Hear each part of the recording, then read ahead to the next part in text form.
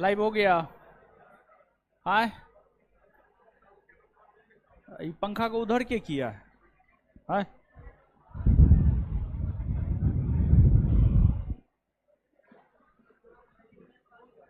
हो गया।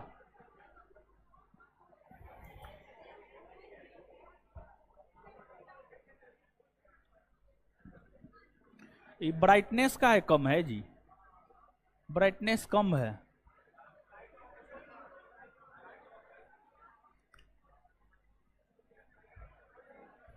आय आय, अरे मत जलाइए। चलिए, क्या हाल चाल है? बढ़िया है। शनिवार को तो मेरा क्लास नहीं हुआ था ना। शनिवार को जो है ना, अचानक हमको कहीं जाना पड़ गया, समझे, और इसलिए जो है शनिवार को क्लास नहीं लिए थे। टेस्ट करवा दिए थे, जहां तक पढ़ाए थे वहीं से क्वेश्चन होगा। टोटल बनना चाहिए था, आंसर दिया था, एगो डाउट था। एगो एक आध गो तो ह्यूमन मिस्टेक हम सही मारे होंगे, वो टाइपिंग वाला गड़बड़ कर दिया।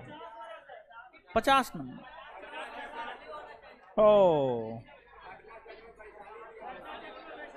क्या दिया? कुशीनगर। आंसर में कुशीनगर।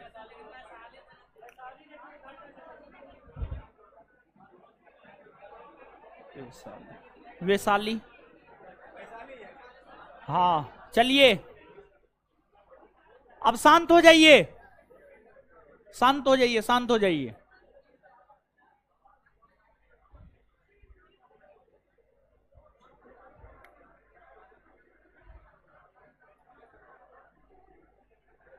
तो आइए रिवीजन करते हैं। इसको थोड़ा सही कीजिए ना, हवा लगे महाराज, हवा नहीं लगता है, गर्मी लगता है। उस पे दीजिए ना इसको।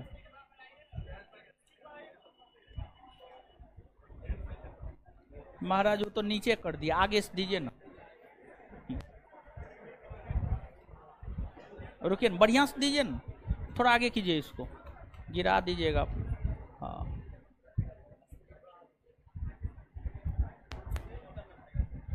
अब ठीक है।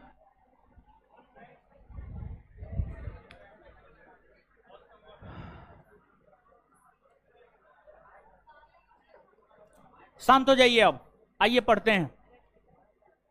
लाइट है, लाइट जो है थोड़ा बहुत कम लग रहा है, हमको भी कम लग रहा है। वहां पे देखिए तो कम है ना, कम है। अच्छा, ब्राइटनेस बढ़ा देंगे।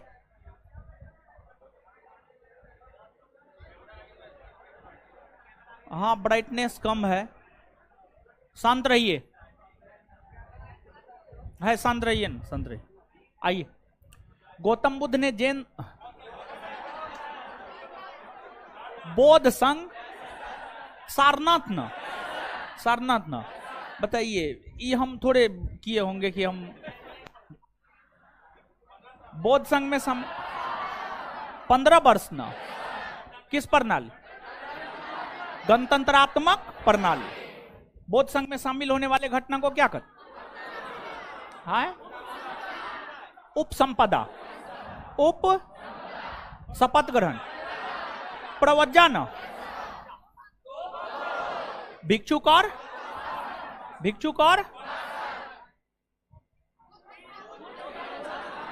बुद्ध धम्म और गौतम बुद्ध ने किसके द्वारा? चुंदना।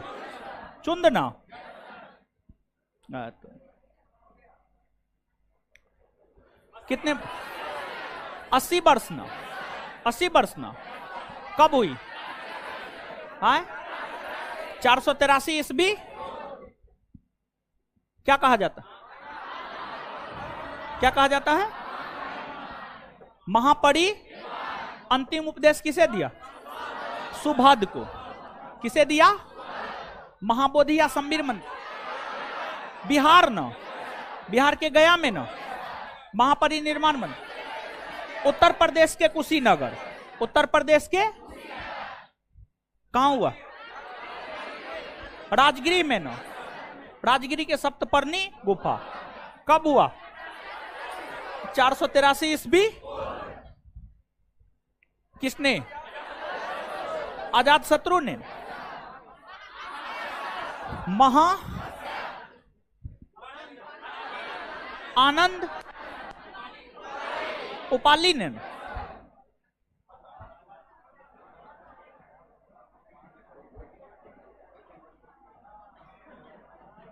चलिए अब शांत हो जाइए, बताते हैं, सुनिए ध्यान से। तो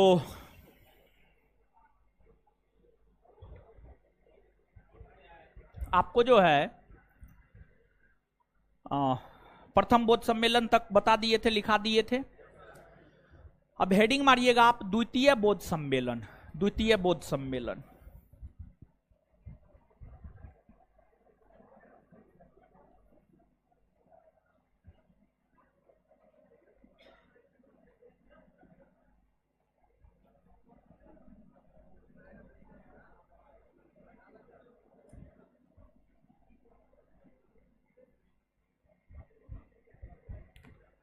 द्वितीय बौद्ध सम्मेलन।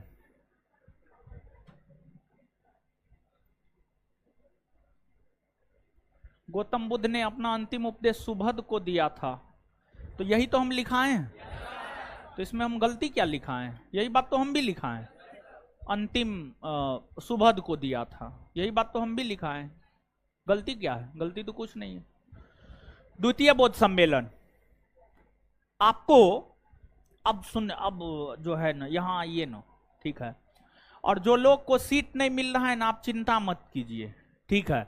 अब नीचे वाला क्लासरूम जाकर के देखिए, दोनों खाली है अभी, समझे? तो आज तो नीचे वाला क्लासरूम में यहाँ से लाइव नहीं दे पाए हैं, लेकिन अगले क्लास में देखते हैं, कनेक्शन जुड़वा देंगे ताकि जो लोग खड़े हैं उनको भी आराम से जगह मिल जाए। मतलब इस सप्ताह भर में जो है, यानी अब तो वो बिल्डिंग ले लिए हैं, वहां पर नया बिल्डिंग, वहां पर क्लास ओपन भी हो गया है। अभी वहां पर सिर्फ 5 से 7 एसआई बैच चल रहा है। तो यहाँ पर जो है आपको क्या कहते हैं, नीचे वाले क्लासरूम में हम कनेक्शन दे देंगे, तो आप आराम से, जो खड़ा है लोग, आराम से बैठ करके पढ़िएगा, समझे? बस 1-2 दिन और इसके बाद जो है आपको पहले क्लासरूम सब सेटल कर लेते हैं, फिर जो है आपको 2 बैच अलॉट कर देंगे। 2 बैच मतलब जल्दी सिलेबस खत्म हो, एक साथ 4-4 सब्जेक्ट चलेगा, 2 बैच अलॉट कर देंगे, समझ गए? जल्दी सिलेबस आपका खत्म हो जाएगा। तो आगे इस सप्ताह के भीतर कर देंगे, प्रयास मेरा यही रहेगा, समझे? धीरे धीरे कर देंगे, आप चिंता मत कीजिए। द्वितीय बौद्ध सम्मेलन, जो द्वितीय बौद्ध सम्मेलन है, द्वितीय बौद्ध सम्मेलन आपको बिहार के वैशाली, पटना के उत्तर में जाएंगे तो इधर आपको वैशाली मिलेगा। वैशाली में जो है द्वितीय बौद्ध सम्मेलन हुआ, और द्वितीय बौद्ध सम्मेलन वैशाली के बालूकाराम बिहार में हुआ। वैशाली के बालूकाराम बिहार, वैशाली के बालूकाराम बिहार में द्वितीय बौद्ध सम्मेलन हुए। इस बौद्ध सम्मेलन के समय मगध में जिस राजवंश का शासन था, वह राजवंश शिशुनाग वंश था, और शिशुनाग वंश के शासक थे कालाशोक। शिशुनाग वंश के शासक कौन थे? कालाशोक। कालाशोक ने इसे संरक्षण प्रदान किया, और इस बौद्ध सम्मेलन के दौरान बौद्ध अनुयायियों में मतभेद हुआ, और फिर बौद्ध धर्म 2 संप्रदाय, स्थविर और महासंघिक में बट गया। स्थविर और महासंघिक में बट गया। स्थविर और महासंघिक में बट गया। तो नीचे से आप लिखिएगा द्वितीय बौद्ध सम्मेलन।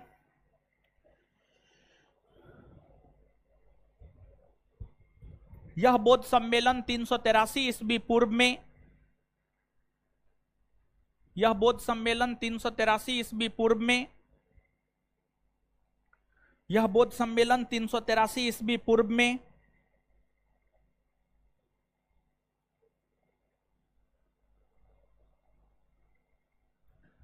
यह बौद्ध सम्मेलन 383 ईस्वी पूर्व में 383 ईस्वी पूर्व में वैशाली के बालूकाराम विहार, वैशाली के बालूकाराम विहार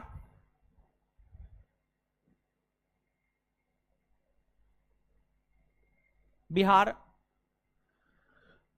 में हुआ था।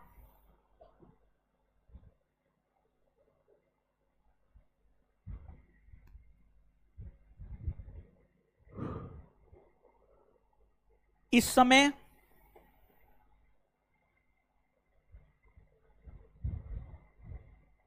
मगध में हर्यक वंश का शासन था। इस समय मगध में शिशुनाग वंश का शासन था। सॉरी इस समय मगध में शिशुनाग वंश का शासन था। इस समय मगध में शिशुनाग वंश का शासन था।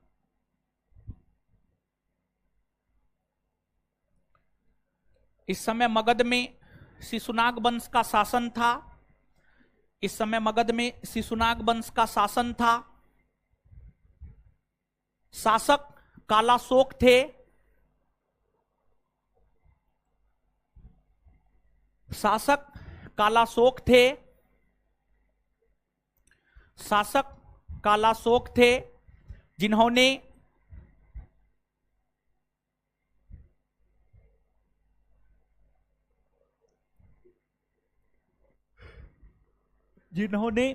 इस बौद्ध सम्मेलन को संरक्षण प्रदान किया। जिन्होंने इस बौद्ध सम्मेलन को खड़ा है सीढ़ी पर, तो खड़ा है तो आ जाइए ना, क्या दिक्कत है? हाँ तो सीढ़ी पर जो लोग खड़ा हैं आ जाइए, बैठिए आराम से पढ़िए, दिक्कत क्या है, समझे? तो अगले क्लास में तो बोलबे किए हैं, कनेक्शन करवा देंगे, आराम से क्लासरूम में बैठिएगा। अब तुरंते चाहिएगा कि 2 मिनट में सब चीज हो जाए तो पॉसिबल थोड़े है, समय लगता है, समझे? सब चीज में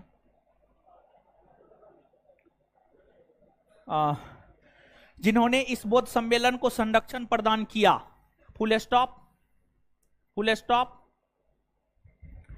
इस बौद्ध सम्मेलन की अध्यक्षता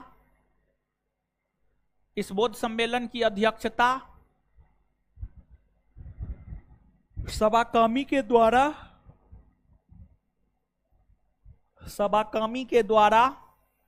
किया गया। इस बौद्ध सम्मेलन की अध्यक्षता सबाकामी के द्वारा किया गया। इस बौद्ध सम्मेलन की अध्यक्षता सबाकामी के द्वारा किया गया। इस बौद्ध सम्मेलन की अध्यक्षता सबाकामी के द्वारा किया गया। सबाकामी के द्वारा किया गया। सबाकामी के द्वारा किया गया।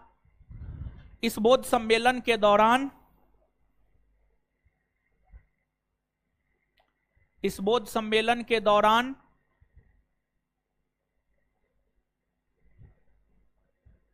बौद्ध धर्म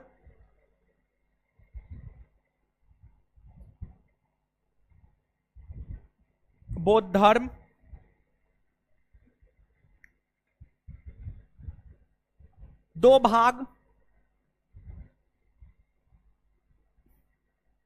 स्थविर और महासंघिक में, बौद्ध धर्म 2 भाग स्थविर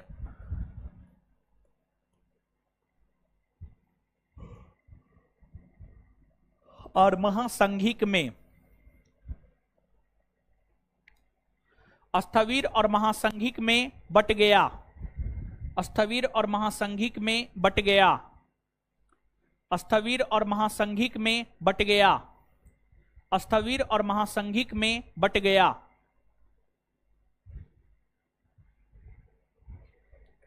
फुल स्टॉप।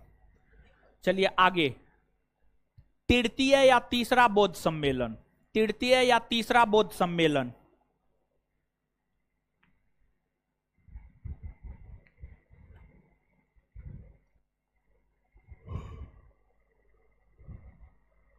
तृतीय या तीसरा बौद्ध सम्मेलन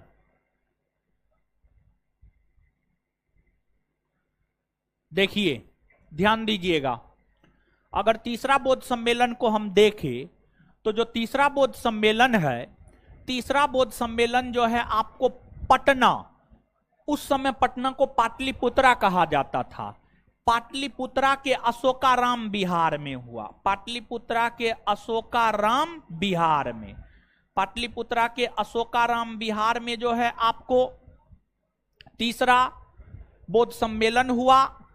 और इस समय मौर्य वंश का शासन हुआ करता था, और इस समय मौर्य वंश के शासक जो है आपको अशोक हुआ करते थे। इस समय मौर्य वंश का शासन हुआ करता था और शासक अशोक हुआ करते थे, और अशोक ने इस तृतीय बौद्ध सम्मेलन को संरक्षण प्रदान किया। इस तृतीय बौद्ध सम्मेलन के दौरान अभिधम पिटक की रचना हुई, अभिधम पिटक की रचना हुई, और उस अभिधम पिटक की रचना मोगलीपुत्तिस ने किया, और मोगलीपुत्तिस ने ही अभिधम पिटक की भी रचना की।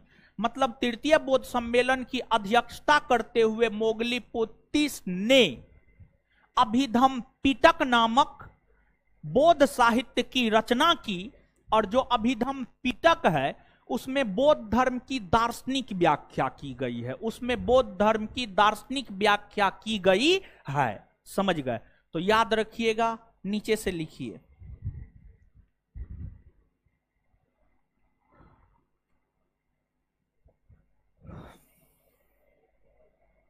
नीचे से लिखिए तृतीय बौद्ध सम्मेलन। यह बौद्ध सम्मेलन 250 ईस्वी पूर्व में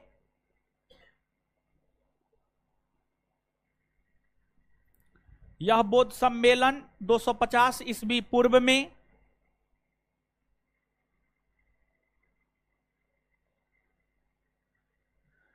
यह बौद्ध सम्मेलन 250 ईस्वी पूर्व में 250 ईस्वी पूर्व में पाटलिपुत्रा के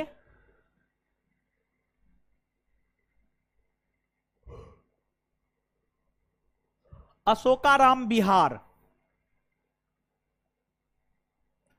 पाटलिपुत्रा के अशोकाराम बिहार में हुआ था।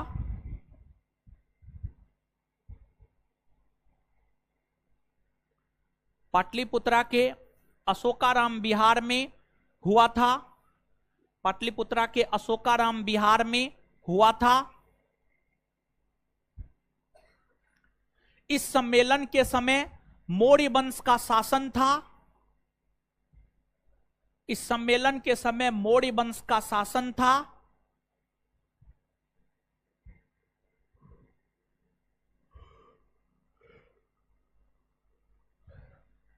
मौर्य वंश का शासन था।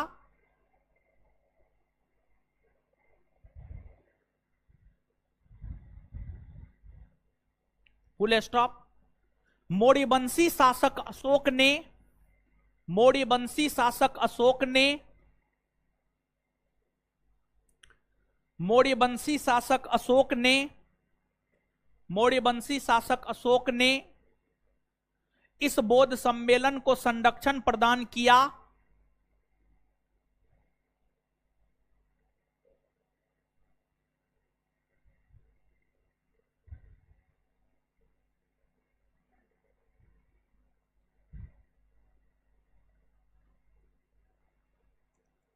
संरक्षण प्रदान किया, फुल स्टॉप। इस बौद्ध सम्मेलन की अध्यक्षता करते हुए मोगलीपुत्तिस ने इस बौद्ध सम्मेलन की अध्यक्षता करते हुए मोगलीपुत्तिस ने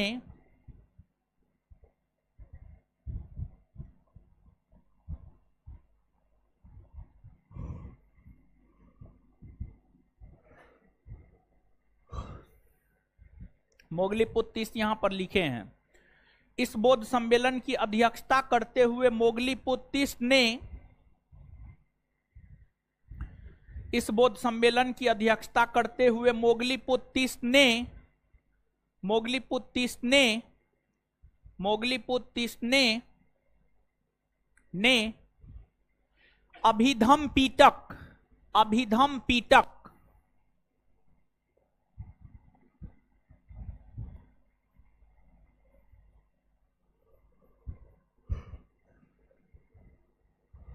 अभिधम पिटक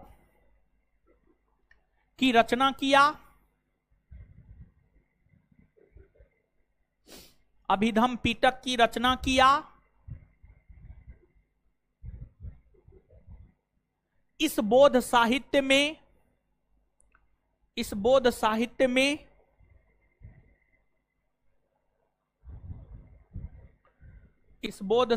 में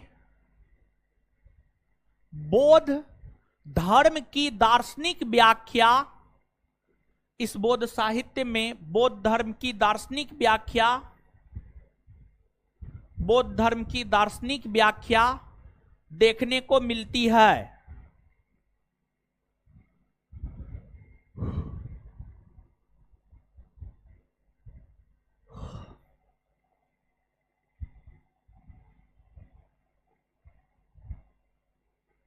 चलिए, इसके बाद जो है आपको चौथा बौद्ध सम्मेलन, अगर चौथा बौद्ध सम्मेलन की बात करें हम लोग, तो जो चौथा बौद्ध सम्मेलन है, चौथा बौद्ध सम्मेलन जो है जम्मू कश्मीर के कुंडल वन में, जम्मू कश्मीर के कुंडल वन में चौथा बौद्ध सम्मेलन हुआ। इस समय कुंडल वन के क्षेत्र में कुषाण वंश का शासन था और कुषाण वंश के शासक कनिष्क थे। कनिष्क ने इस धर्म को मानते हुए, यानी बौद्ध धर्म को मानते हुए, चतुर्थ बौद्ध सम्मेलन को संरक्षण प्रदान किया। और इस चतुर्थ बौद्ध सम्मेलन,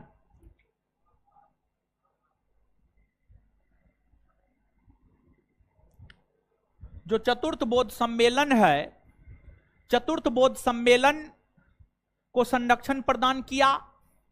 और चतुर्थ बौद्ध सम्मेलन की अध्यक्षता, चतुर्थ बौद्ध सम्मेलन की अध्यक्षता को अगर हम देखें तो चतुर्थ बौद्ध सम्मेलन की अध्यक्षता वसुमित्र के द्वारा किया गया। और वसुमित्र ने चतुर्थ बौद्ध सम्मेलन की अध्यक्षता करते हुए महाविभास सूत्र नामक ग्रंथ की रचना की। महाविभास सूत्र नामक ग्रंथ की रचना की।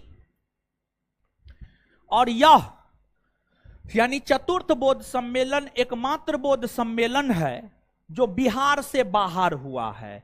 और बिहार से बाहर जम्मू कश्मीर एकमात्र ऐसा क्षेत्र है जहां पर कोई बौद्ध सम्मेलन आयोजित हुआ है। और साथ ही साथ यह बौद्ध सम्मेलन एकमात्र बौद्ध सम्मेलन है जिसमें अध्यक्ष के साथ साथ उपाध्यक्ष भी हुए हैं। और इस बौद्ध सम्मेलन के उपाध्यक्ष अश्वघोष बने। अश्वघोष पाटलिपुत्रा का रहने वाला था। अश्वघोष पाटलिपुत्रा का रहने वाला था। लेकिन जब कनिष्क ने पाटलिपुत्रा पर आक्रमण किया तो पाटलिपुत्रा से लेकर अश्वघोष को अपने साम्राज्य वापस लौट गए। अश्वघोष इस प्रकार से पाटलिपुत्रा से कनिष्क के दरबार में चले गए। और जब कनिष्क ने चतुर्थ बौद्ध सम्मेलन को संरक्षण प्रदान किया तो अश्वघोष इस चौथे बौद्ध सम्मेलन के उपाध्यक्ष बने। और इस चौथे बौद्ध सम्मेलन के दौरान ही बौद्ध धर्म हीनयान और महायान नामक दो संप्रदाय में बट गया। हीनयान और महायान नामक दो संप्रदाय में बट गया।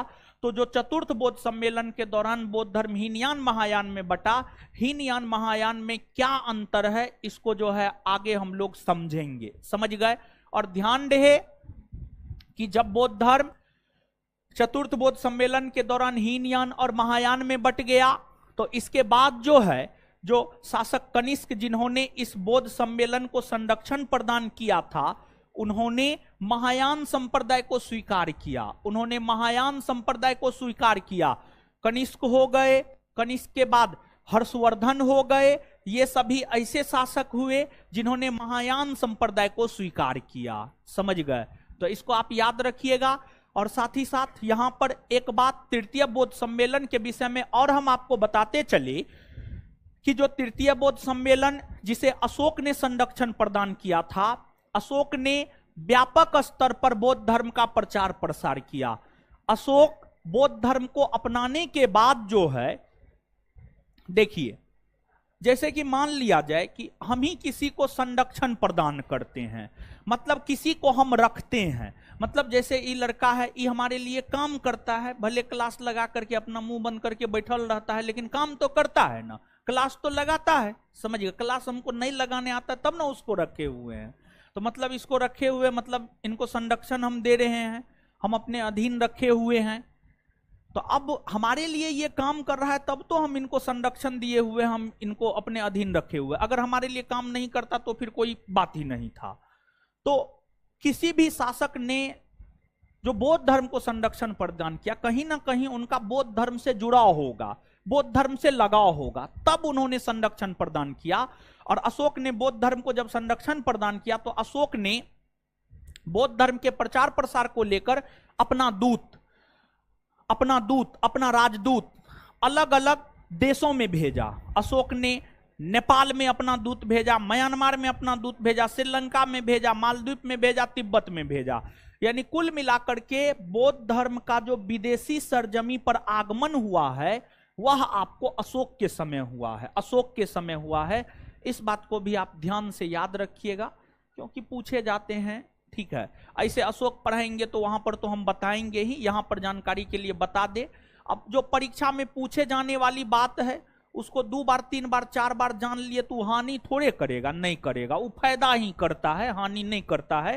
तो नीचे सब लिखना प्रारंभ कीजिए, चौथा बौद्ध सम्मेलन या चतुर्थ बौद्ध सम्मेलन।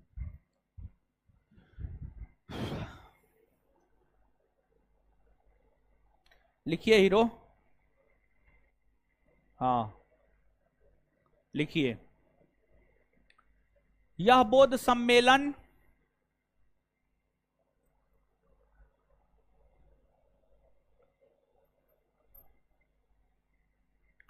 यह बौद्ध सम्मेलन 102 ईस्वी में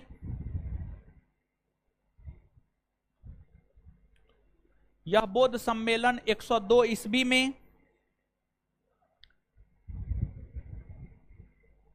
कश्मीर के कुंडलवन में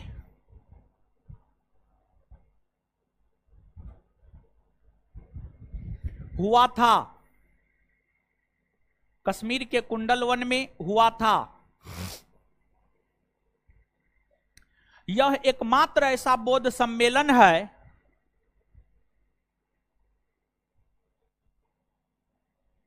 यह एकमात्र ऐसा बौद्ध सम्मेलन है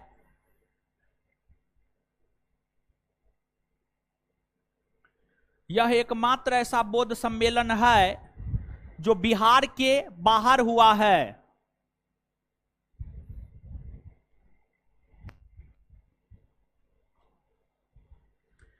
यह एकमात्र ऐसा बौद्ध सम्मेलन है जो बिहार के बाहर हुआ है।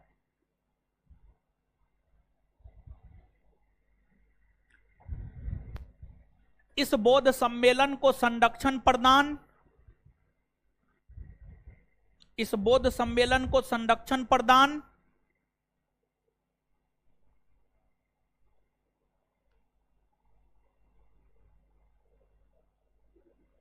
इस बौद्ध सम्मेलन को संरक्षण प्रदान कुषाण वंश के शासक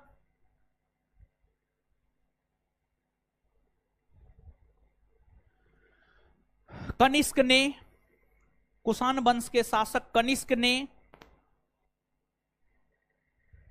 किया था। कुषाण वंश के शासक कनिष्क ने किया था।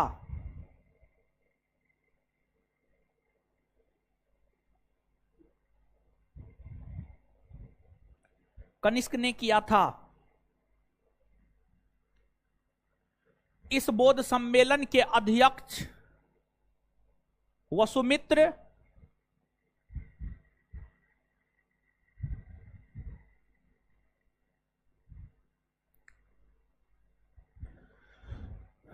इस बौद्ध सम्मेलन के अध्यक्ष वसुमित्र बने थे।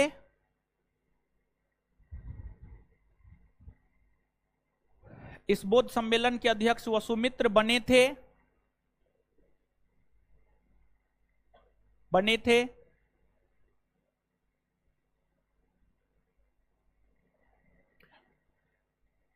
वसुमित्र ने इस बौद्ध सम्मेलन के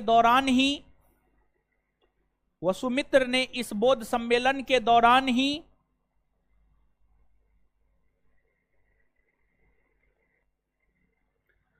वसुमित्र ने इस बौद्ध सम्मेलन के दौरान ही वसुमित्र ने इस बौद्ध सम्मेलन के दौरान ही महाविवाह सूत्र महाविवाह सूत्र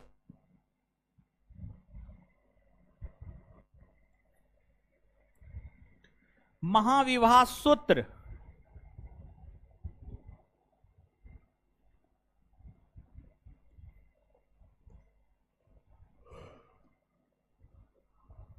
महाविवाह सूत्र नामक बौद्ध साहित्य की रचना की।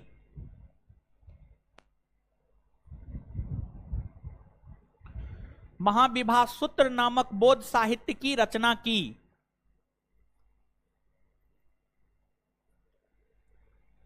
महाविवाह सूत्र नामक बौद्ध साहित्य की रचना की। Full stop.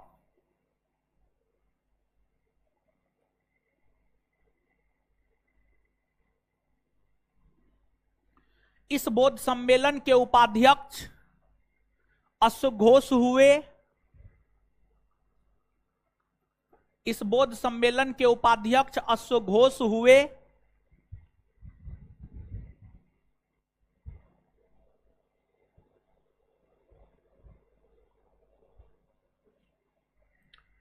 इस बौद्ध सम्मेलन के उपाध्यक्ष अश्वघोष हुए।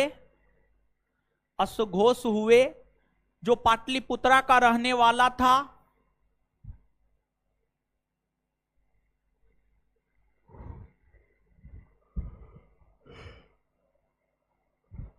पाटलिपुत्रा का रहने वाला था।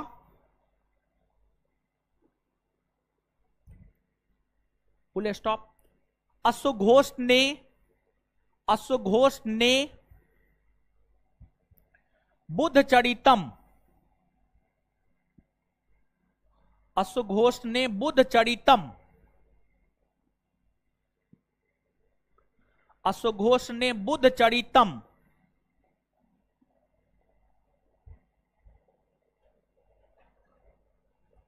अश्वघोष ने बुद्ध चरितम नामक बौद्ध साहित्य की रचना की।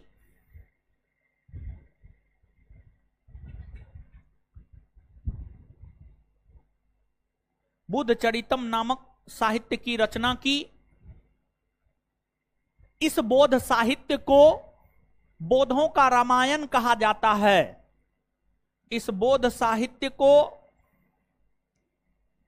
बौद्धों का रामायण कहा जाता है।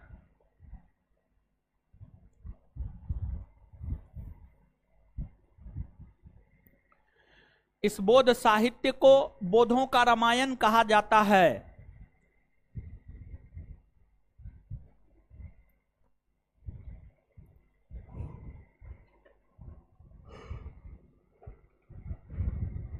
इस बौद्ध साहित्य को बौद्धों का रामायण कहा जाता है।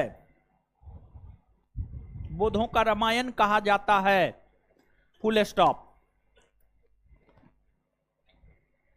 और ध्यान दीजिएगा कि हम आपको अभी तुरंत ये बात बताए हैं, इस चौथे बौद्ध सम्मेलन के दौरान ही जो है बौद्ध धर्म दो संप्रदाय में बटा था, हीनयान और महायान। और जो कनिष्क हुए जिन्होंने चौथे बौद्ध सम्मेलन को संरक्षण प्रदान किया था, कनिष्क महायान संप्रदाय को मानता था। बताएं ना। और देखिए हीनयान महायान में आगे अंतर बताएंगे, लेकिन एक बात यहां पर आप इसको समझिए कि महायान जो था ना मूर्ति पूजक था।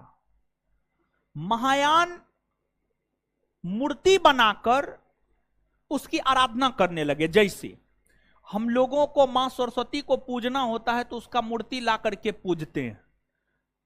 दुर्गा की पूजा करना होती है तो मां दुर्गा का मूर्ति ला करके उसको पूजते हैं। यही तो मूर्ति पूजा है। तो महायान संप्रदाय के लोग महात्मा बुद्ध को ईश्वर मानते थे, भगवान मानते थे, भगवान मानते थे। और भगवान मानते हुए महायान संप्रदाय के लोगों ने गौतम बुद्ध का मूर्ति बनाना प्रारंभ किया। और गौतम बुद्ध का मूर्ति बनाकर उस मूर्ति की आराधना करना शुरू कर दिया, पूजा करना शुरू कर दिया, अर्चना करना शुरू कर दिया। सब एक ही बात है, पूजा, आराधना, अर्चना, समझ गए। कुल मिलाकर के पूजा करना शुरू कर दिया, समझ गए। इसका ये मतलब है, ऐसे पूजा, आराधना, अर्चना, ये सब लड़की का नाम होता है।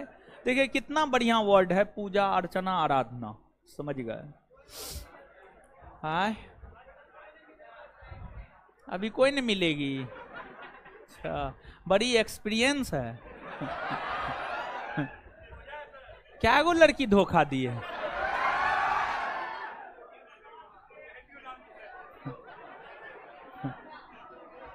चलिए सुनिए, तो महायान संप्रदाय के जो लोग थे वे महात्मा बुद्ध को ईश्वर मानते थे और उसकी प्रतिमा बनाकर जो है उसकी आराधना करने लगे। मतलब महायान संप्रदाय के लोग मूर्ति पूजक थे। और कनिष्क महायान संप्रदाय को मानता था। प्रथम शासक कनिष्क ही हुआ जिन्होंने महात्मा बुद्ध की मूर्ति बनाई, और कनिष्क के काल में ही महात्मा बुद्ध को भगवान का दर्जा प्राप्त हुआ और इस पृथ्वी पर मानव रूप में अवतरित प्रथम व्यक्ति महात्मा बुद्ध हुए जिन्हें ईश्वर का दर्जा दिया गया है। भगवान कृष्ण, भगवान भोले, हनुमान जी, राम जी, ये लोग जन्म लिए हैं, इस बात का तो विवरण मिलता है, लेकिन इसका कोई साक्ष्य, जो प्रमाणिक साक्ष्य है, प्रमाणिक साक्ष्य नहीं मिलता है कि भगवान कृष्ण पैदा हुए भी हैं। प्रमाणिक साक्ष्य नहीं है, साक्ष्य है लेकिन कोई प्रमाणिक साक्ष्य नहीं है। इतिहास के साक्ष्यों के मानदंड पर यह सब खरा नहीं उतरता है, लेकिन महात्मा बुद्ध का जन्म हुआ है वह इतिहास के मानदंड पर खरा उतरता है, समझ गए। तो महात्मा बुद्ध की मूर्ति बनाकर बौद्ध धर्म के लोग पूजा अर्चना करने लगे, और फिर जब महात्मा बुद्ध की मूर्ति बनाकर पूजा अर्चना होना प्रारंभ हो गया तो जैन धर्मावलंबी के लोगों को लगने लगा कि हम लोग तो बौद्धों से पीछे रह गए हैं। तो फिर जैन धर्मावलंबी के लोग भी महावीर स्वामी की मूर्ति बनाकर पूजा करना प्रारंभ कर दिया। मतलब देखा देखी, समझ गए, देखा देखी जो है जैन धर्मावलंबी के लोग महावीर स्वामी की मूर्ति बनाने लगे। और देखा देखी जब कोई काम करता है ना, उसमें असफल ही होता है, समझे, उसमें असफल होता है। जब तक आप अपने अंदर की आवाज के मुताबिक काम नहीं करेंगे तब तक आप सफल नहीं हो सकते हैं। अब फल्लमा को देखे डीएसपी बन गया तो हम भी सोच लिए डीएसपी बन जाए, ऐसा नहीं होगा। सोचना सही है, सोचना सही है कि फल्लमा बना है तो हम भी बनेंगे, लेकिन उसके लिए अंदर से आवाज आनी चाहिए। और अंदर से आवाज, अंदर की जो आवाज होती है ना, वो कभी झूठ नहीं बोलता है, समझ गए। तो अंदर से आवाज लाने के लिए बहुत कुछ करना पड़ता है, ऐसे अंदर से आवाज नहीं आ जाता है, समझ गए। तो अब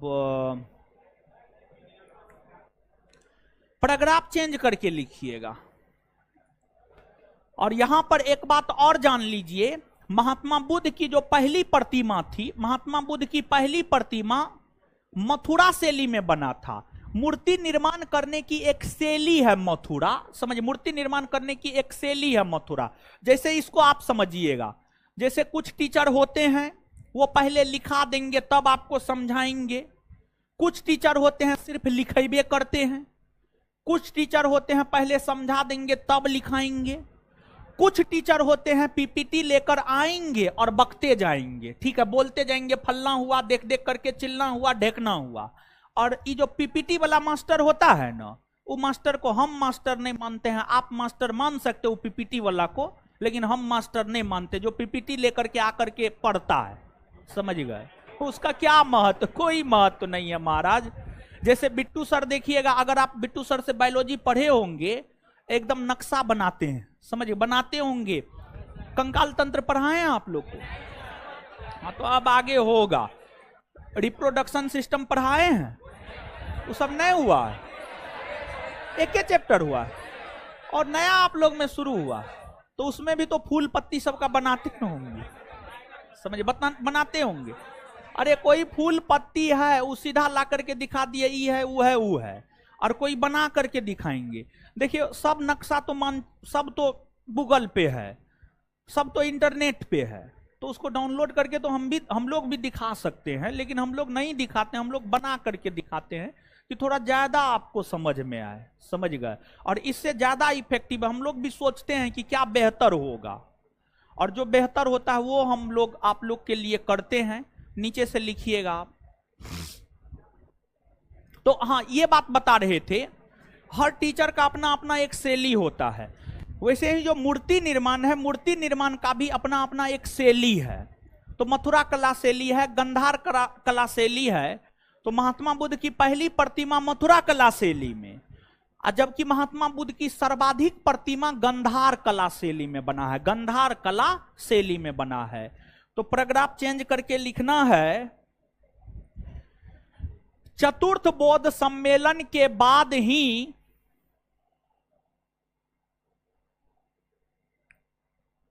चतुर्थ बौद्ध सम्मेलन के बाद ही चतुर्थ बौद्ध सम्मेलन के बाद ही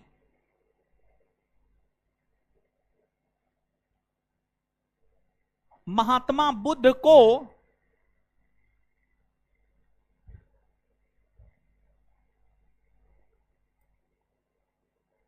ईश्वर का दर्जा प्राप्त हुआ,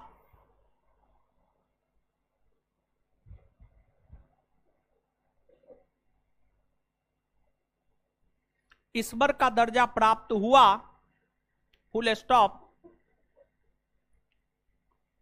मानव रूप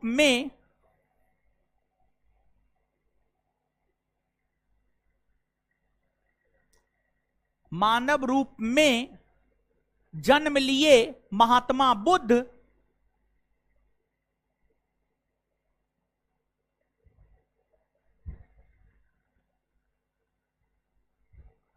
प्रथम मानव हुए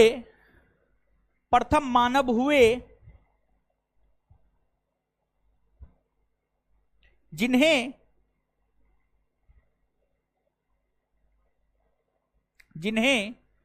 ईश्वर का दर्जा प्राप्त हुआ।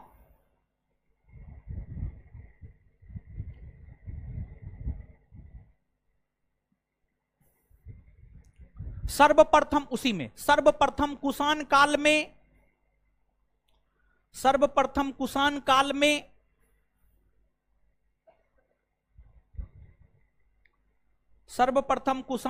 में महात्मा बुद्ध की प्रतिमा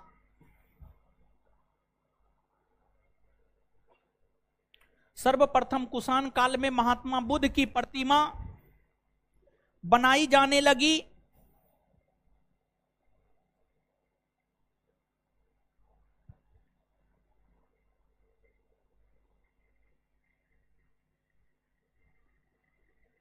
महात्मा बुद्ध की प्रथम प्रतिमा मथुरा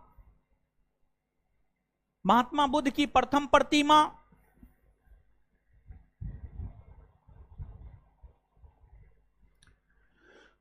महात्मा बुद्ध की प्रथम प्रतिमा मथुरा शैली में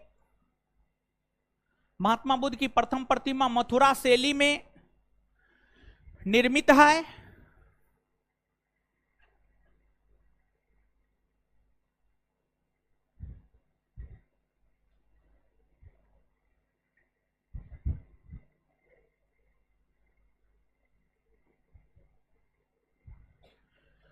वहीं महात्मा बुद्ध की ज्यादातर प्रतिमा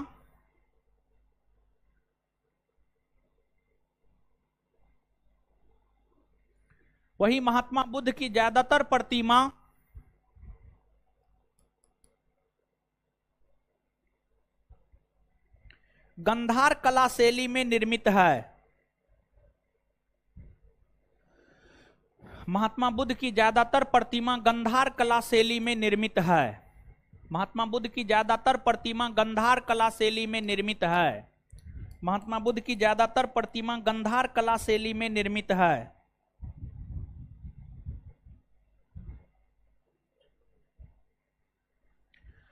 गंधार कला शैली में निर्मित है। Full stop.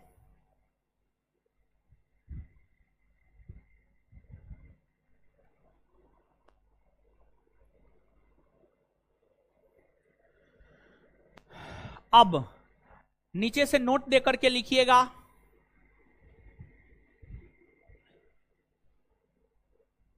चतुर्थ बौद्ध सम्मेलन के दौरान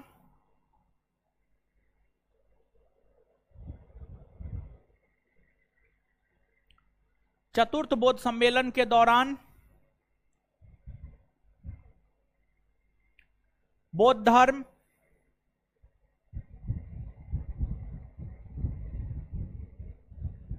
हीनयान और महायान में, बौद्ध धर्म हीनयान और महायान में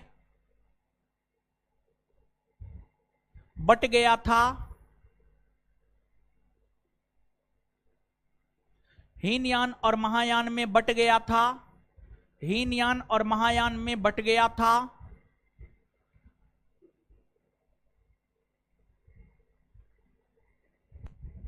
कनिष्क और हर्षवर्धन जैसे शासकों ने कनिष्क और हर्षवर्धन जैसे शासकों ने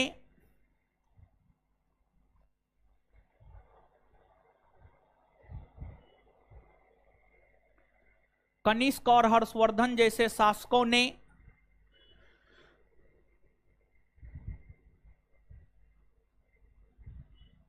महायान संप्रदाय को माना।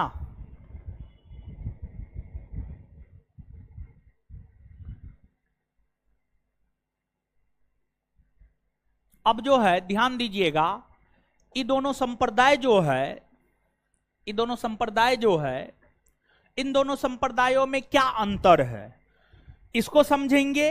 फिर बौद्ध धर्म लोकप्रिय हुआ, किस कारण से बौद्ध धर्म लोकप्रिय हुआ इसको समझेंगे। फिर बौद्ध धर्म का पतन भी हुआ, किन कारणों से बौद्ध धर्म का पतन हुआ इसको भी समझेंगे। बस इतना समझ लेंगे और कुछ परिशिष्ट में 10-20 लाइन लिख लेंगे, बौद्ध धर्म खत्म। समझ गए। और एग्जॉस्टर लगा है तो कुछ आराम है ना, कुछ आराम है ना। हाँ तो बहुत आराम है। और देखेंगे अगर वैसा होगा तो नीचे वाले क्लास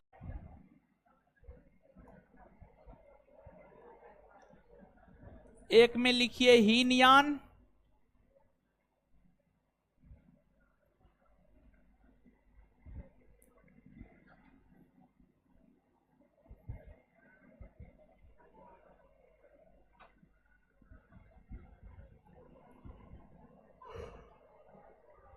बना लिए। अब देखिए समझते जाइए और चीजों को लिखते जाइए। सबसे पहली बात,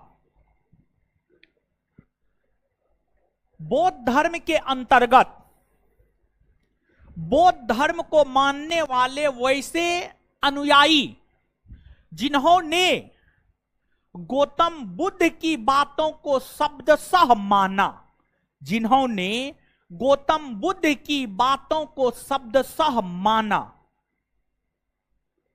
गौतम बुद्ध जो कह दिए, जो कहकर चले गए उसी को मानेंगे, दूसरा कुछ नहीं मानेंगे, दूसरा कुछ नहीं मानेंगे। मतलब ये गौतम बुद्ध के उपदेशों में कोई परिवर्तन करना नहीं चाहते थे, कोई परिवर्तन करना नहीं चाहते थे। वही लोग हीनयानी कहलाए, अर्थात अपरिवर्तनवादी, जो परिवर्तन के पक्ष में नहीं था। अपरिवर्तनवादी यानी जो परिवर्तन के पक्ष में नहीं था, वे हीनयानी कहलाए। फिर महायान, बौद्ध धर्म के वैसे अनुयायी जिन्होंने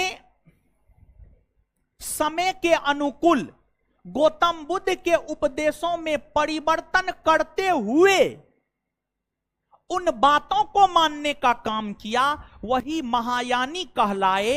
अर्थात जो परिवर्तनवादी हुए वे आपको महायानी कहलाए। क्या कहलाए?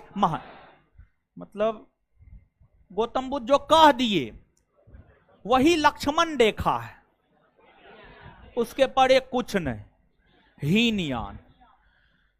गौतम बुद्ध लक्ष्मण रेखा खींच के चले गए, उसको नहीं मानेंगे। समय के साथ जो है उसमें परिवर्तन करेंगे और लक्ष्मण रेखा को पार करेंगे और फिर महारानी सीता जैसे अपहरण हो जाएगा। तो सब जो है ना रचा रचाया है रामायण महाभारत। और रामायण महाभारत की कहानी जो है ना बड़ी बेहतरीन शिक्षा हम लोगों को देती है। क्या हुआ? तबीयत खराब हो गया? अच्छा, ऐसा क्यों होता है? नई लड़की आती है उसका तबीयत खराब क्यों हो जाता है? अरे सुनिए सुनिए, फिर चले जाइए, बैठिए बैठिए, फिर चले जाइएगा, आप कोई दिक्कत नहीं, बैठिए ना, आप चले जाइएगा, 1 मिनट हमको दे दीजिए ना। चलिए, देखिए होता यह है कि हम तो आपको लगभग, देखिए पटना में सामान्य तौर पर टीचर आपको 1 घंटा पढ़ाता है, समझे। हम 2 घंटा के लिए बुलाते हैं, 1.5 घंटा पढ़ाते हैं। तो 1 घंटा के बाद जो है ना वॉमिटिंग होना शुरू हो जाता है। जो नया विद्यार्थी आता है वॉमिट होना शुरू हो जाता है, मतलब पचने नहीं लगता है। और सामान्य हम गौर किए हैं, जो भी लड़की या लड़का नया आता है या आती हैं, 1 घंटा के बाद जो है उनका तबीयत खराब हो जाता है। निकल जाइए, अब निकल जाइए, कोई बात नहीं है, आपको नहीं बोले हैं, सबको बोले हैं।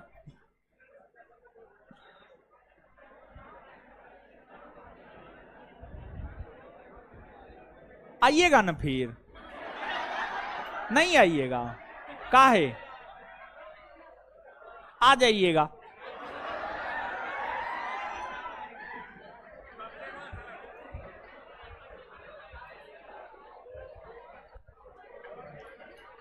जाने दीजिए, हो जाने दीजिए, जाने दीजिए, फिर तो दोबारा बेचारी आएगी नहीं, थोड़ा बढ़िया से जाने दे दीजिए, रास्ता दे दीजिए।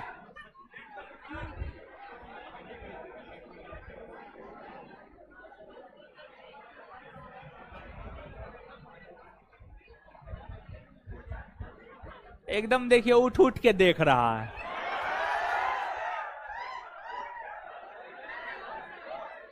चलिए अब शांत हो जाइए।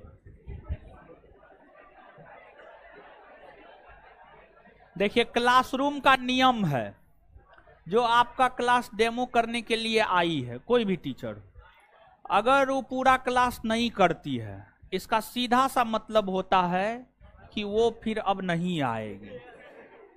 और जो डेमो करने के लिए आई, वो अगर कॉपी में लिख नहीं रही है, सिर्फ आपके बातों को सुन रही है, इधर उधर कान नोच रही है, मुंह नोच रही है, उधर देख रही है, इधर देख रही है, वो भी क्लास करने के लिए नहीं आएगी। इतना समझ में आता है हमको। तो इसलिए इस प्रकार के विद्यार्थी को जलील करके भेजना भी कोई आपत्ति ना है।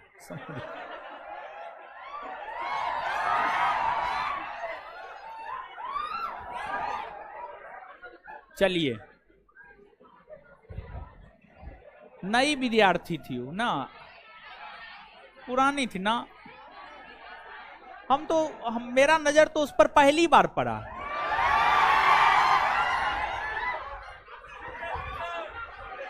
एडमिशन ले ली थी, एडमिशन है, तब तो आएगी, 2 महीना से पढ़ रही।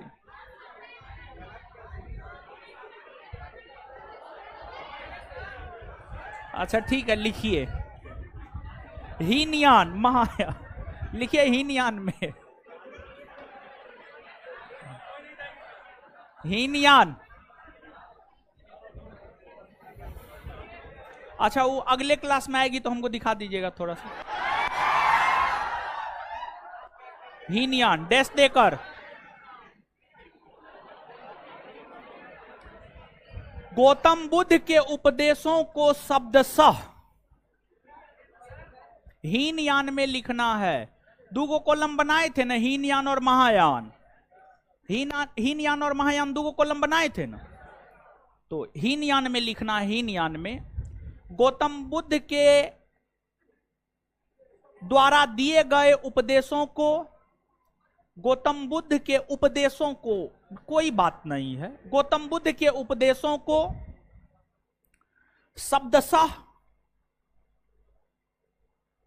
शब्दशः बिना किसी परिवर्तन के, शब्दशः बिना किसी परिवर्तन के, शब्दशः बिना किसी परिवर्तन के, शब्दशः बिना किसी परिवर्तन के, बिना किसी परिवर्तन के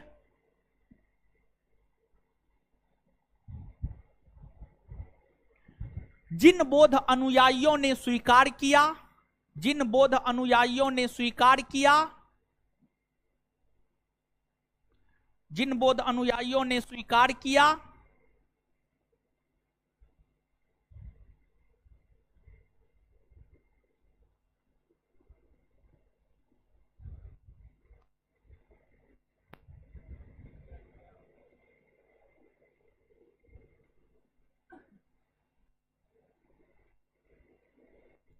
स्वीकार किया,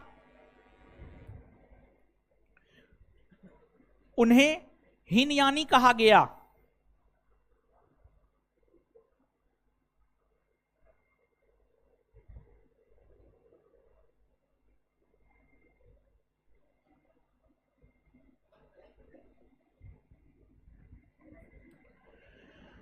कॉस्ट में अपरिवर्तनवादी, कॉस्ट में अपरिवर्तनवादी, कॉस्ट में अपरिवर्तनवादी,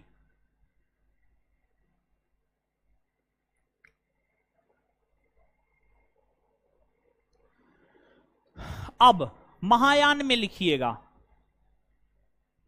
महायान में लिखिएगा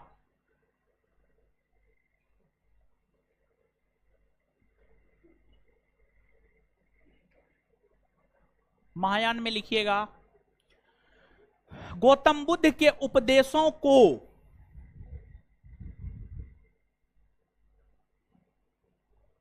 गौतम बुद्ध के उपदेशों को समय के अनुकूल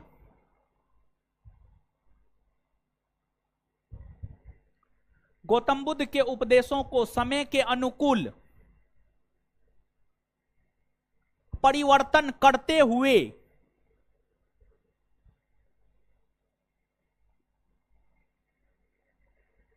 समय के अनुकूल परिवर्तन करते हुए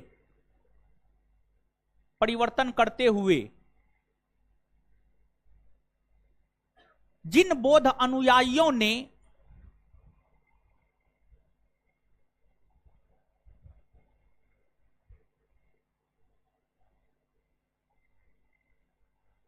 स्वीकार किया वे महायानी कहलाए।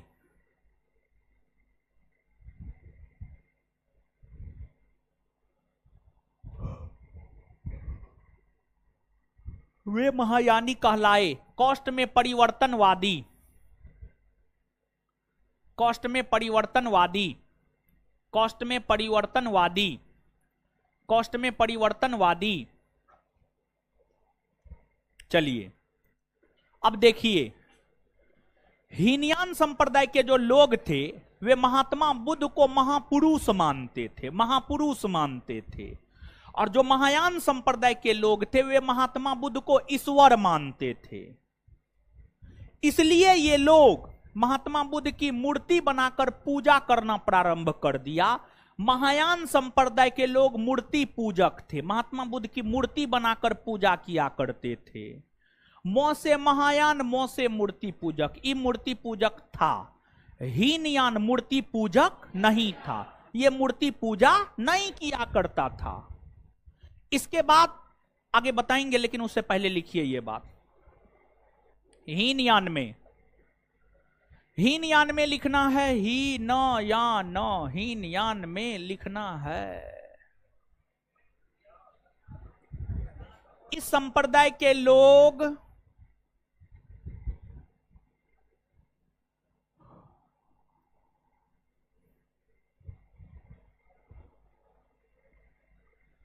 इस संप्रदाय के लोग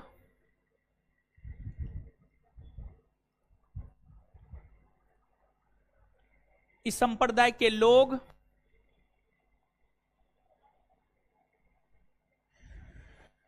महात्मा बुद्ध को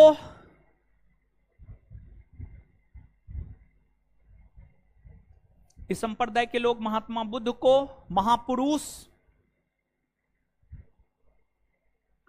महात्मा बुद्ध को महापुरुष मानते थे। महात्मा बुद्ध को महापुरुष मानते थे। ये लोग मूर्ति पूजक नहीं थे।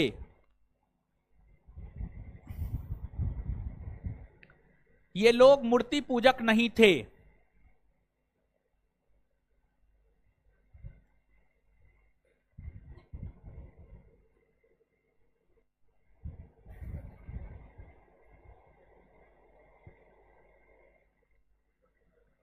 ये लोग मूर्ति पूजक नहीं थे। आगे महायान में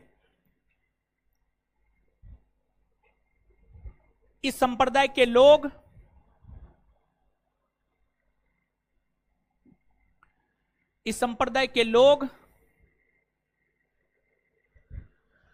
महात्मा बुद्ध को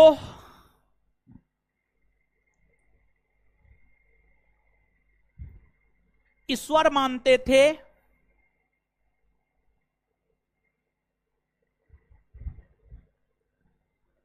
और इसलिए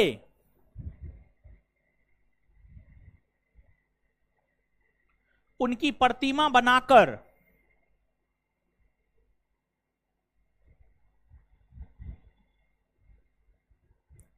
पूजा किया करते थे।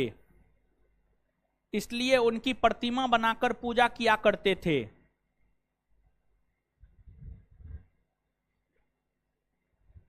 प्रतिमा बनाकर पूजा किया करते थे।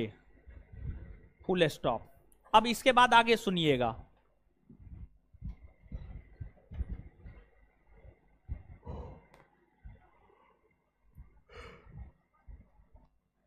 बौद्ध धर्म मुख्य तौर पर भारत में जन्म लिया, भारत में फला फूला। लेकिन बौद्ध धर्म का विस्तार बाद के वर्षों में भारत से उत्तर दिशा में भी हुआ और भारत से दक्षिण दिशा में भी हुआ। तो इसमें जो हीनयान है ना, हीनयान, हीनयान, उसका विकास भारत के दक्षिणी भाग में हुआ। श्रीलंका जैसे देशों में, मालदीव जैसे देशों में हीनयान का विकास हुआ। वहीं भारत के उत्तर में, नेपाल में, भूटान में, तिब्बत में, इन देशों में महायान संप्रदाय का विकास हुआ। महायान संप्रदाय का विकास हुआ। तो अब नीचे से हीनयान में लिखिएगा। हीनयान में लिखिएगा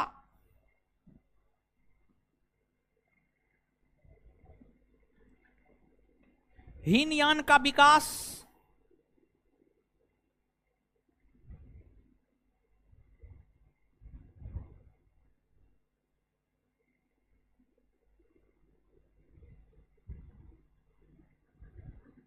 हीनयान का विकास भारत के दक्षिणी भाग,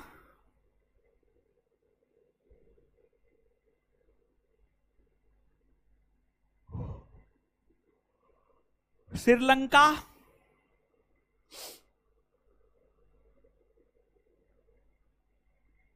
बर्मा, सॉरी बर्मा तो दक्षिण में ना है, पूरब में है, लेकिन फिर भी बर्मा में हुआ था। श्रीलंका, बर्मा छोड़िए, इंडोनेशिया जैसे देशों में हुआ, जैसे देशों में हुआ, तो वहीं महायान का विकास सॉरी हुआ। Full stop. हुआ। महायान में लिखिएगा इसका विकास भारत के उत्तरी भाग,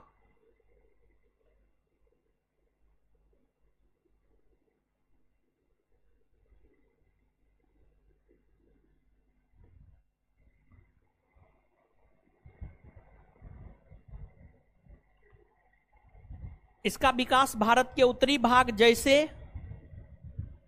नेपाल, भूटान, तिब्बत जैसे देशों में हुआ।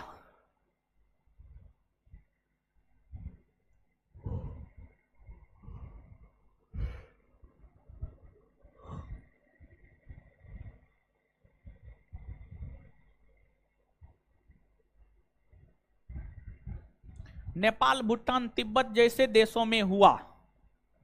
इसके बाद आगे सुनिएगा, जो हीनयान है, अगर आप हीनयान को देखेंगे ना, तो हीनयान के जो साहित्य है वो पाली भाषा में लिखे गए थे, और महायान संप्रदाय के जो साहित्य है वो संस्कृत भाषा में लिखे गए थे। ये भी दोनों में अंतर है। फिर हीनयान का उद्देश्य है अहर्त पद को प्राप्त करना, और महायान का उद्देश्य है बोधिसत्व को प्राप्त करना। हीनयान का उद्देश्य अहर्त पद को प्राप्त करना, महायान का उद्देश्य बोधिसत्व को प्राप्त करना। अहर्त पद को प्राप्त करना मतलब स्वयं ज्ञानी हो जाना, सिर्फ स्वयं ज्ञानी हो जाना, स्वयं मोक्ष प्राप्त कर लेना, स्वयं के निर्वाण को प्राप्त कर लेना, यह अहर्त हुआ। और बोधिसत्व स्वयं के साथ साथ दूसरों को भी मोक्ष के द्वार तक पहुंचाना, दूसरों को भी निर्माण के द्वार तक पहुंचाना। बोधिसत्व का मतलब यह होता है। मतलब हीनयानी जो है ना, स्वार्थी था, मतलब वो सिर्फ स्वयं के विषय में सोचता था, समझ गए, स्वयं के विषय में सोचता था। और जो महायानी थे वो स्वयं के साथ साथ सबों के विषय में सोचते थे, स्वयं के साथ साथ सबों के विषय में सोचते थे, समझ गए। तो हीनयान में लिखिएगा,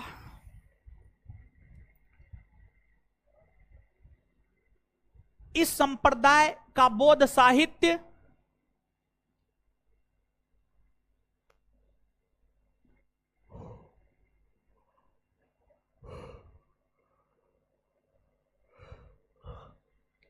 इस संप्रदाय का बौद्ध साहित्य पाली भाषा में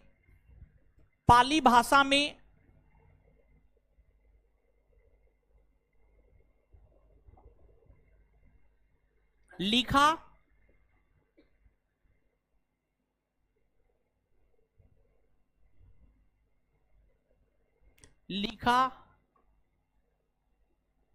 जाता था।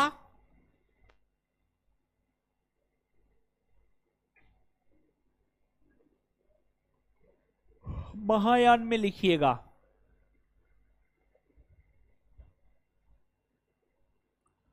महायान में इस संप्रदाय का बौद्ध साहित्य संस्कृत भाषा में लिखा जाता था। इस संप्रदाय का बौद्ध साहित्य संस्कृत भाषा में लिखा जाता था।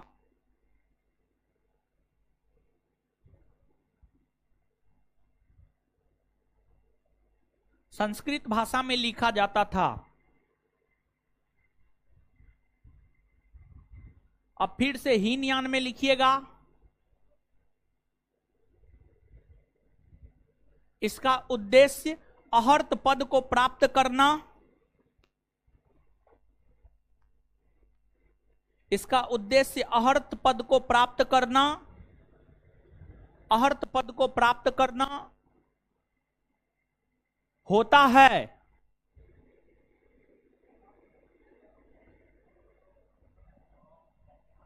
हे भगवान, अहर्तों ने लिखने होता है।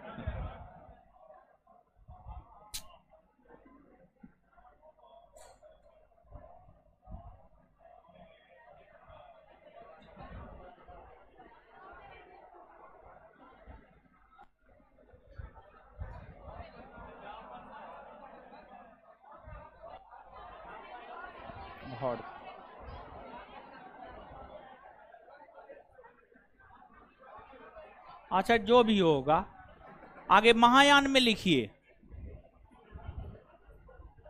महायान में इसका उद्देश्य बोधिसत्व को प्राप्त करना होता है।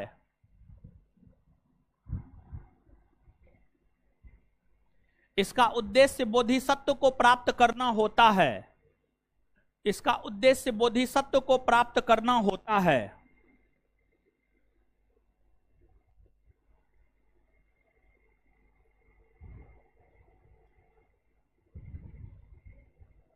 अब इसके आगे देखिए, बौद्ध धर्म दो भाग में बटा, हीनयान महायान।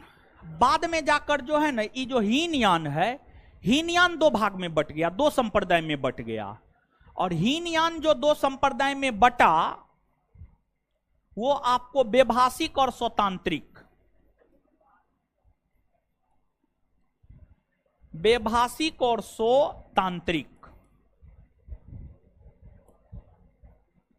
हीनयान दो संप्रदाय व्यभाषिक और स्वतांत्रिक में बटा। और महायान भी बाद में जाकर दो संप्रदाय में बट गया था, एक शून्यवाद, शून्यवाद, और एक विज्ञानवाद।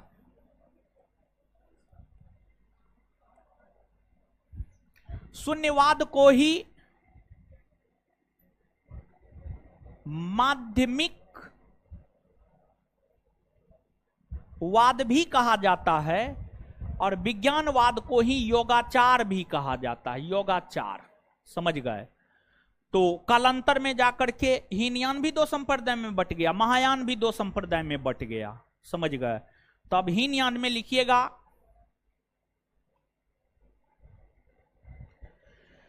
कालांतर में जाकर हीनयान दो संप्रदाय, कालांतर में जाकर हीनयान दो संप्रदाय, हीनयान में लिखना है, कालांतर में जाकर हीनयान दो संप्रदाय, व्यभाषिक और स्वतांत्रिक में, व्यभाषिक और स्वतांत्रिक में बट गया। ये दोनों संप्रदाय है उसका, व्यभाषिक और स्वतांत्रिक में बट गया।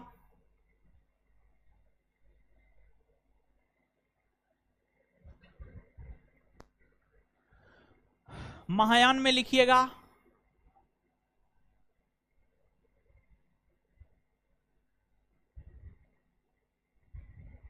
कालांतर में जाकर महायान भी, कालांतर में जाकर महायान भी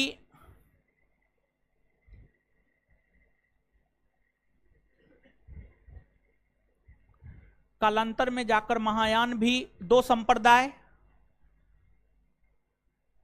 शून्यवाद और विज्ञानवाद में विभाजित हो गया, शून्यवाद और विज्ञानवाद में विभाजित हो गया।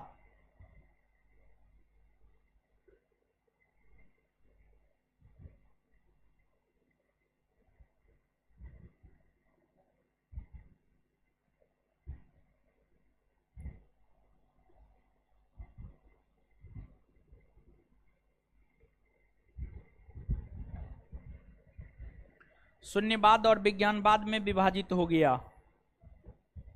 यही सब अंतर है हीनयान और महायान में, ठीक है। अब नीचे से लिखिएगा, बौद्ध धर्म के लोकप्रिय होने के कारण।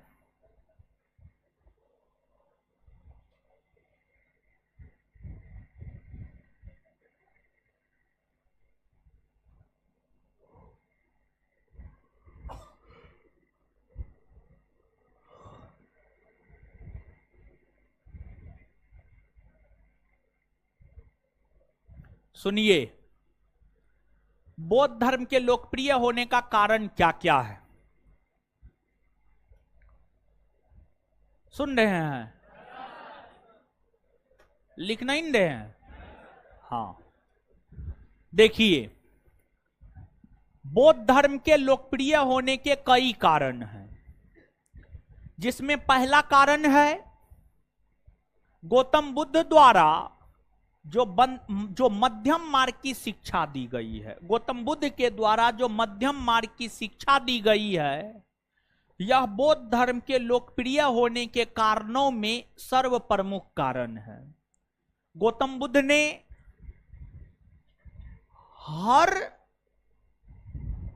सेगमेंट में, हर विभाग में, हर क्षेत्र में मध्यम मार्ग को अपनाने की बात कही,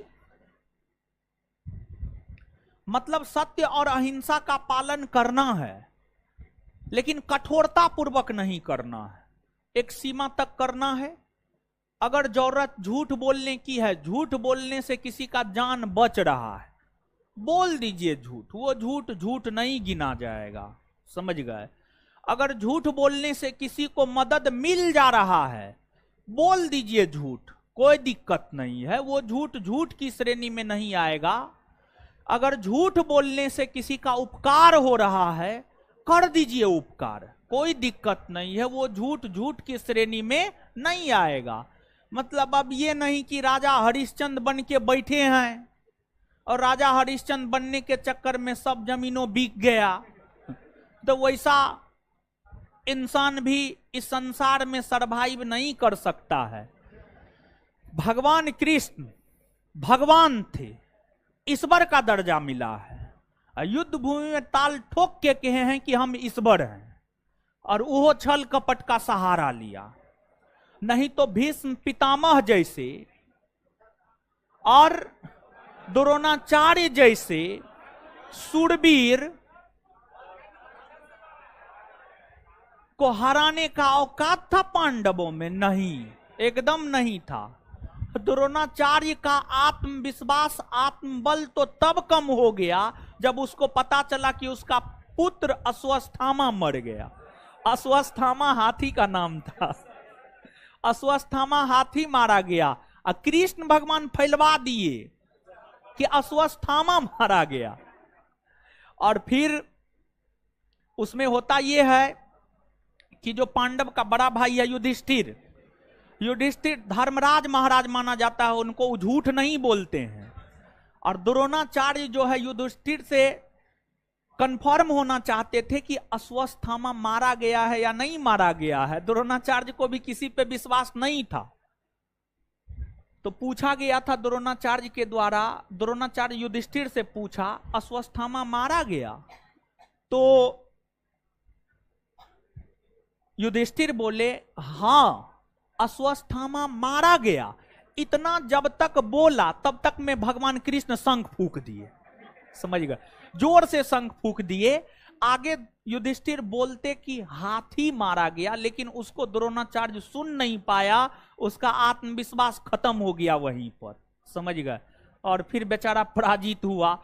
मतलब जब भगवान कृष्ण जैसे लोग साम दंड भेद का सहारा लिए हैं, हम आप कौन खेत के मूली, समझ गए। तो मतलब जरूरत पड़ने पर देखिए, जैसे बिहार में बिहार पुलिस का क्वेश्चन आउट होता है, तो अब वहां पर जो है आप राजा हरिश्चंद्र बनिएगा कि नहीं हम क्वेश्चन नहीं लेंगे, ऑन मेरिट पास करेंगे, तो हो गया। वहां पर अगर मिल रहा है तो ले लीजिए, क्या दिक्कत है। तो अब इन आप लोग गलते पे उतर जाइएगा।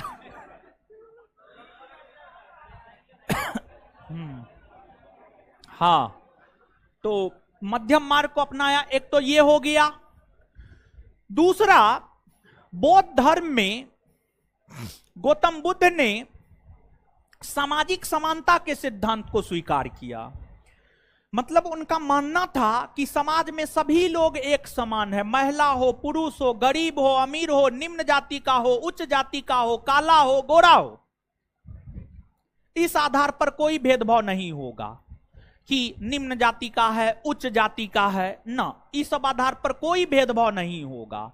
बल्कि आपको जो है सभी एक समान है। मतलब महात्मा बुद्ध समाजवाद को बढ़ावा दे रहे थे। समाजवाद का मतलब होता है समानता स्थापित करना, और इसलिए बुद्ध के दर्शन आज भी प्रासंगिक है, क्योंकि आज भी भारत अपने आप को समाजवादी राष्ट्र बनाना चाहता है। भारत के प्रथम प्रधानमंत्री पंडित नेहरू समाजवाद के प्रबल समर्थक थे। तो मतलब बताइए, बहुत दूरगामी बातें कह करके गौतम बुद्ध चले गए हैं। तो एक सामाजिक समानता मतलब समाज में सब लोग एक समान है, सब चीज को खत्म कर दिया गया, ये तो अच्छी बात है। तो उस धर्म के लोकप्रिय होने का कारण एक ये भी है। तीसरा, महात्मा बुद्ध ने जन्म आधारित वर्ण व्यवस्था की आलोचना की। जन्म आधारित वर्ण व्यवस्था की आलोचना की कि पिताजी क्षत्रिय है तो पुत्र भी क्षत्रिय है, इसकी उन्होंने आलोचना की। उन्होंने कहा कर्म के आधार पर वर्ण व्यवस्था का निर्धारण हो, जो जैसा कर्म करता है उसे उस वर्ण का माना जाए। तो यह भी बौद्ध धर्म के लोकप्रिय होने का एक कारण हुआ। इसके अलावे समय समय पर जो बौद्ध सम्मेलन हुए, समय समय पर बौद्ध सम्मेलन बौद्ध धर्म को अस्तित्व में बनाए रखने के लिए आयोजित किया गया। शुरुआती दिनों में लोगों की, आम जनों की भाषा पाली हुआ करती थी। पाली भाषा में जो है बौद्ध धर्म के उपदेश दिए गए, पाली भाषा में बौद्ध धर्म के उपदेश दिए गए। यह भी बौद्ध धर्म के लोकप्रियता का एक कारण है। फिर प्रारंभिक दिनों में राजवंश के शासकों ने, कई सारे राजवंशों ने, जैसे हर्यक वंश ने, मौर्य वंश ने, वर्धन वंश ने, ये सभी ऐसे राजवंश है जिसने बौद्ध धर्म को संरक्षण प्रदान किया। कई सारे राजवंशों ने, कई सारे राजाओं ने बौद्ध धर्म को संरक्षण प्रदान किया। इस वजह से भी बौद्ध धर्म लोकप्रिय हुआ। तो बौद्ध धर्म के लोकप्रियता के ये तमाम कारण है। बौद्ध धर्म को संरक्षण प्रदान करने वाला पहला राजवंश हर्यक वंश और अंतिम राजवंश बंगाल का पाल वंश, बंगाल का पाल वंश। समझ गए? तो अब नीचे से लिखिए 1 नंबर में,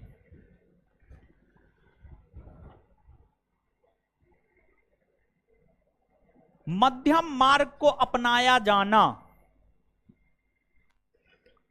मध्यम मार्ग को अपनाया जाना,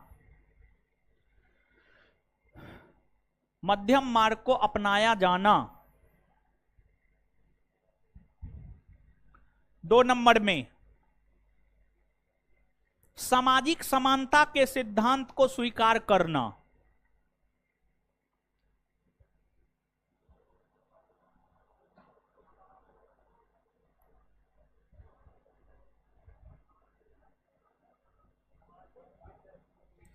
सामाजिक समानता के सिद्धांत को स्वीकार करना।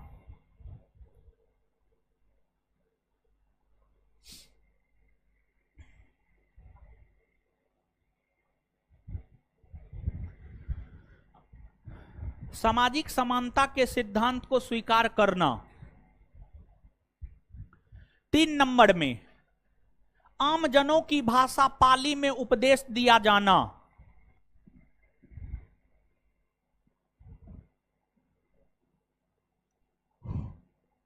आम जनों की भाषा पाली में उपदेश दिया जाना।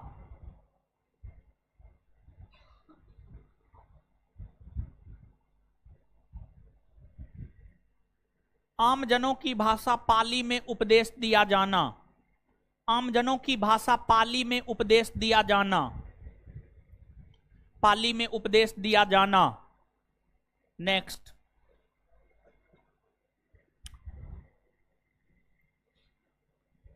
हर्यक वंश, मौर्य वंश, हर्यक वंश, मौर्य वंश, कुषाण वंश, वर्धन वंश, हर्यक वंश, मौर्य वंश, कुषाण वंश, वर्धन वंश, हर्यक वंश, मौर्य वंश, कुषाण वंश, वर्धन वंश।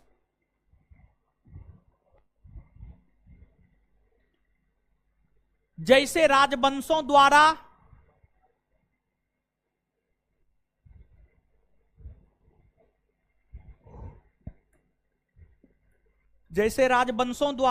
बौद्ध धर्म को संरक्षण प्रदान किया जाना।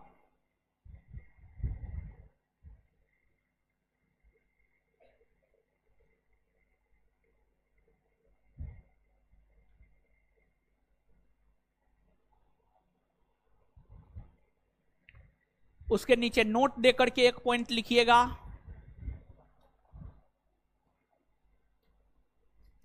बौद्ध धर्म को संरक्षण प्रदान करने वाला पहला राजवंश हर्यक वंश।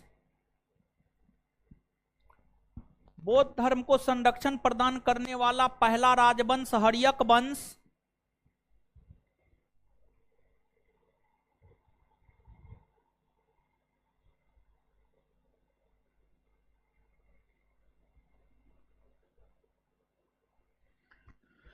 बौद्ध धर्म को संरक्षण प्रदान करने वाला पहला राजवंश हर्यक वंश और अंतिम राजवंश बंगाल का पाल वंश है।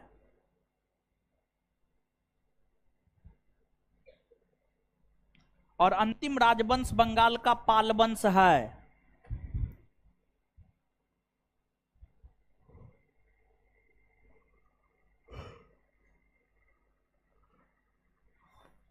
अगला पॉइंट, समय समय पर बौद्ध सम्मेलन, 5वां नंबर पॉइंट, 5वां नंबर पॉइंट, समय समय पर बौद्ध सम्मेलन आयोजित किया जाना। समय समय पर बौद्ध सम्मेलन आयोजित किया जाना।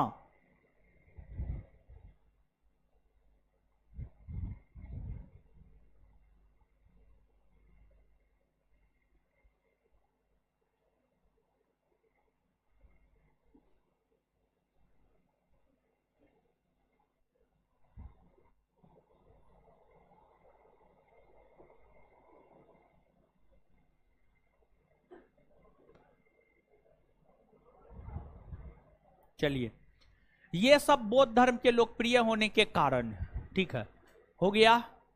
आगे पढ़िए तो जितना लिखा है।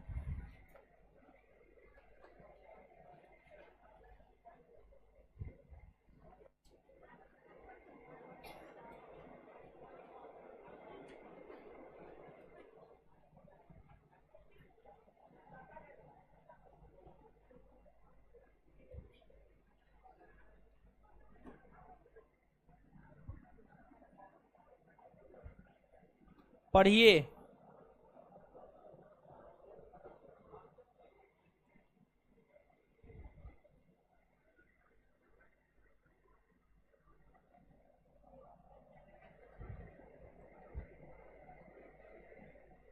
अरे लाइट कम है, ठीक है, लाइट को बढ़ाइए यहाँ पे, वहां पे। अरे कैमरा में बोल रहे हैं, ऑनलाइन क्लास में बोल रहे हैं, ठीक है। पढ़ लिए? आप लोग को पढ़ने के लिए बोले हैं।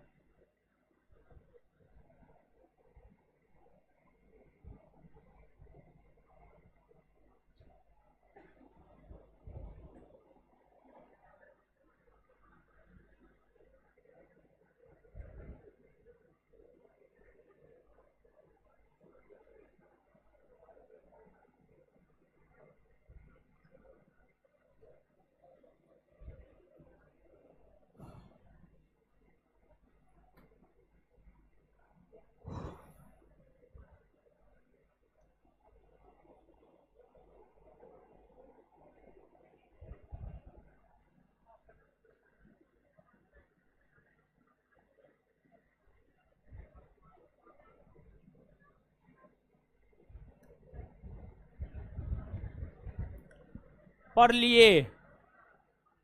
घर पे जाके इसको याद कर लीजिएगा, ठीक। अगले क्लास में आएंगे, रिवीजन करवा देंगे, याद भी करवा देंगे। और रुक जाइए, हमको निकलने दीजिए, नहीं तो इससे पहले वाला बैच को पूछ लीजिएगा। दिए हैं 10 को 4-4 फट्ठा, और नहीं तो हमको निकलने दीजिए। एकदम इतना हड़बड़ी लोग को रहता है। निकलने दीजिए हमको, तब निकलिएगा। रोकिए जी, जो भी स्टाफ है रोकिए।